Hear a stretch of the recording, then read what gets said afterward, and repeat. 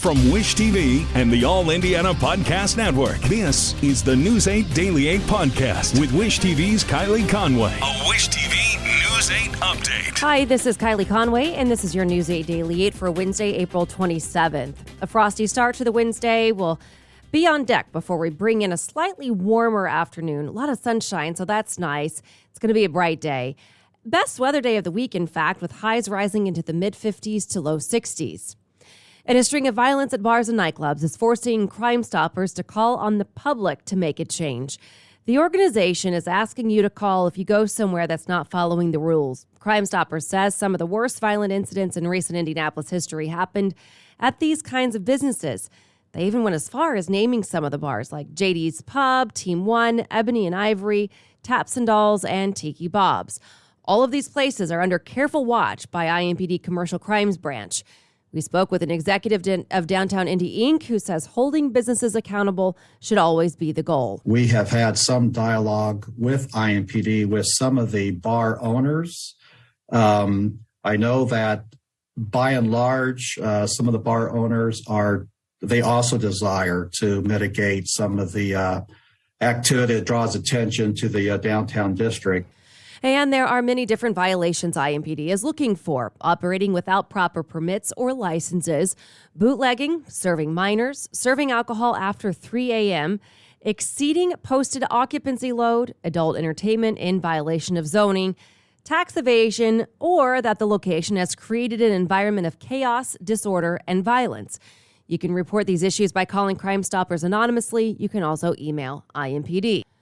An 18-year-old man has died from a shooting Monday afternoon. The Marion County coroner confirms Nyang Ta Peng died from the wounds he suffered in an apartment complex just north of Greenwood Park Mall. Medics rushed the victim to the hospital in critical condition where he died.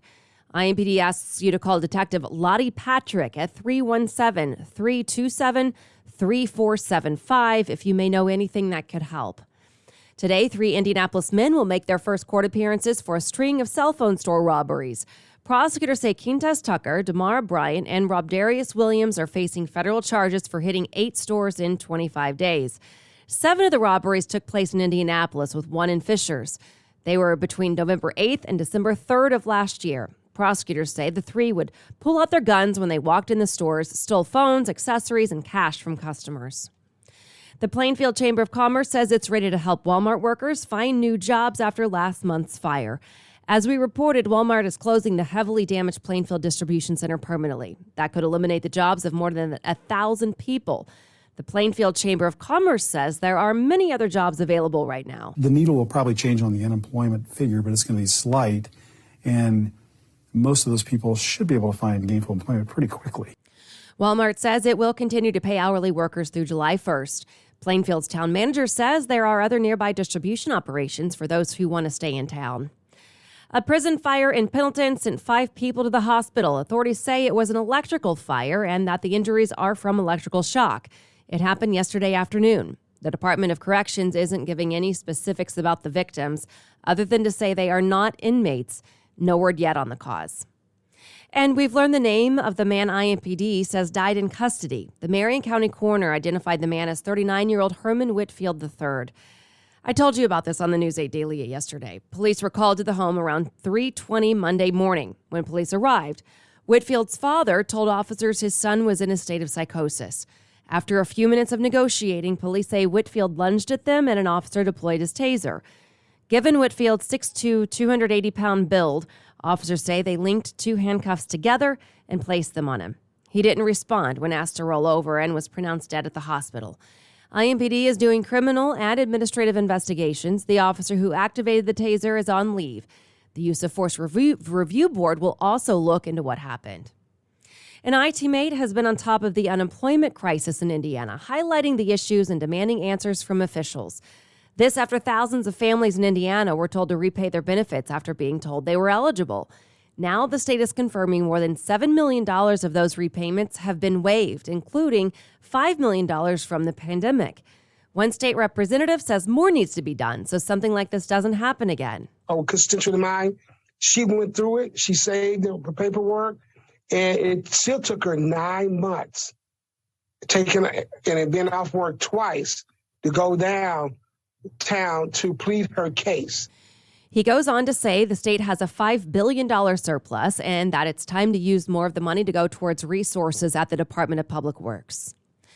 Affordable housing is becoming increasingly difficult for some families to find. According to a newly released report by the organization Prosperity Indiana, a quarter of all Indiana renters are considered extremely low renter households or sit very close to the poverty line. The organization says out of that quarter, 72% are spending more than half of their income on housing.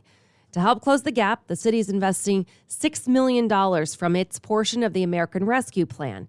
It'll be used to create 450 affordable units across the city, specifically for people who make 60% less than the area's median income. You think about Fountain Square and Bates Hendricks, that is really quickly losing the ability to get in at an affordable rate. Again, this is one of the neighborhoods around downtown that we know is losing that opportunity.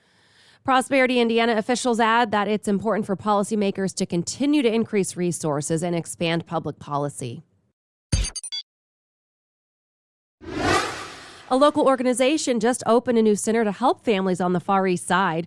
It's called the Ross Center. It opened this month by the Ross Foundation on 42nd and Post Road. Leaders hope to tackle many initiatives like improving mental health and food insecurity, crime prevention, reading and financial literacy, self-expression, and job readiness. Volunteers call it a pivotal moment to take neighbors from just surviving to thriving. Everything inside is what the community has asked for: a garden, an arts and crafts room, music studio, and kids library. There are also rooms for free counseling, yoga for the elderly, and a computer room with Wi-Fi. Not to mention a touchscreen resource map to find additional resources.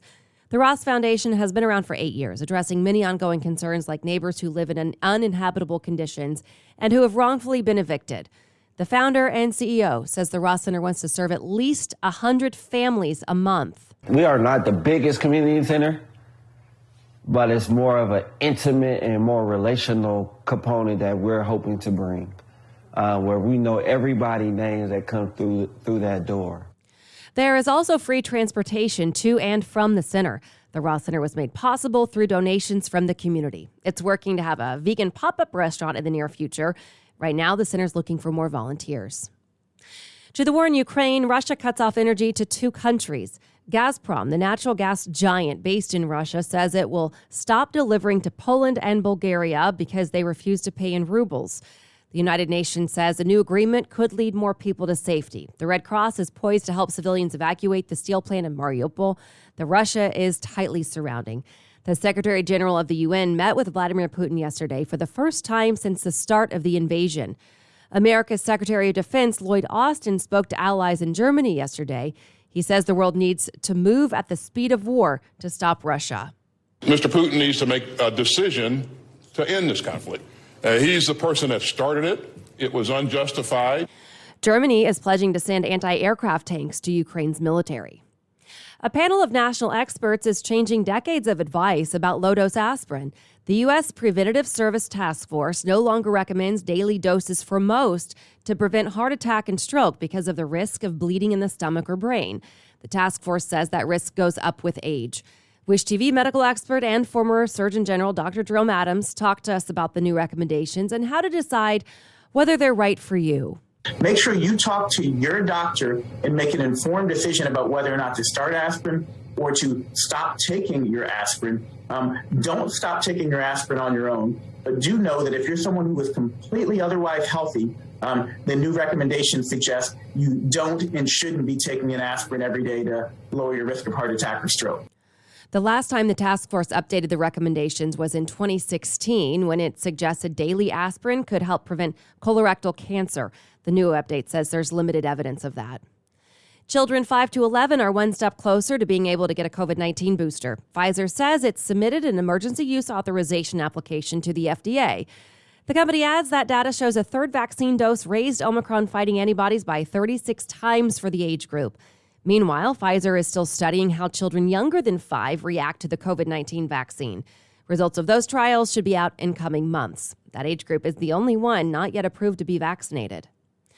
Scientists are warning of a bleak future for farming due to extreme weather. NASA analyzed 100 different simulations of weather for 6 major corn-growing regions. That would include Indiana, right? So the conclusion, within 80 years, heat waves, droughts, and excessive rainfall could cause twice as many failed corn harvests. NASA found the Midwest is most at risk, followed by Central Europe. The U.S. is the world's top corn grower. Farmers harvested 419 million tons last year. Today is the funeral for Madeleine Albright. The history-making former Secretary of State died last month. Washington National Cathedral will host the service starting at 11. Planners say the guest list of more than 1,400 includes world leaders and high-ranking U.S. officials. Speakers include President Biden and former President Bill Clinton, who chose Albright to be America's first female Secretary of State. Hillary Clinton, who later held the same role, is also set to speak. Again, the services start at 11. The NCAA is looking for a new president. Mark Emmert says he will step down as soon as the Indianapolis-based organization finds a new leader. Emmert has led the NCAA for 12 years, overseeing several seismic shifts in college sports. In a statement, he says in part, "Throughout my tenure, I've emphasized the need to focus on the experience and priorities of student athletes. I'm extremely proud of the work of the association over the last 12 years and especially pleased with the hard work and dedication of the national office staff here in Indianapolis." Muncie Community Schools says it's giving teachers the largest raise in district history. School leaders announced new teachers will now start at $48,000 a year. That's a $6,000 increase. Raises increase incrementally after that based on teachers' experience. The district says any teacher with more than 20 years of experience will automatically be bumped to $60,000 a year if that's not already where they are. School leaders say the raises will cost the district about $2.4 million.